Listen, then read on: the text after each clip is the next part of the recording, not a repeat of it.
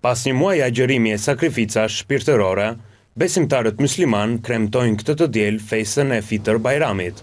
Komuniteti musliman i Shqipërisë dhe besimtarët u mblodhën në sheshin Skënderbej për faljen e madhe në Tiranë.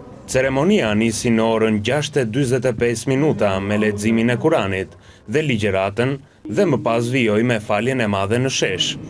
Kreu i komunitetit musliman, mes të tjerash, në fjalën e tij, uroi të gjithë besimtarët aneman dhe gjithashtu që Zoti t'u kishte pranuar agjërimin dhe t'i ndihmonte në përballimin e sfidave të jetës.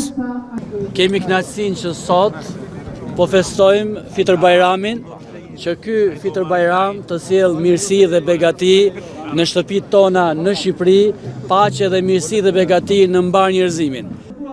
Edhe presidenti Bajram Begaj uroi besimtarët musliman duke theksuar se përmbyllja e agjërimit, përfundimi i muajit të sakrificës, bëhet me festën e mrekullueshme të Bajramit, me festën e gëzimit, paqëtimit, të shpirtit dhe me shpresën e mëshirës së Zotit. E gëzuar Fitër Bajramin, jam sot në komunitetin musliman për t'i uruar të gjithë besimtarve musliman, por të gjithë shqiptarve, gëzuar Fitër Bajramin, qoftë kjo ditë e shënuar një ditë solidariteti, një ditë mirësie për gjithë shqiptarët. Fjalët e Kuranit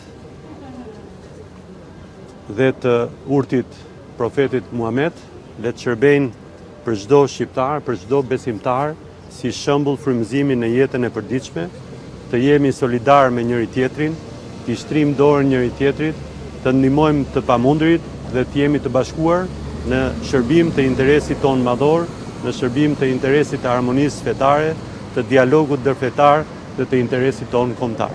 Një urim erdhi edhe nga kryeministri Edi Rama, i cili shprehet se besimtarët përmbushën me devotshmëri një muaj përkushtimi, sakrifice dhe reflektimi.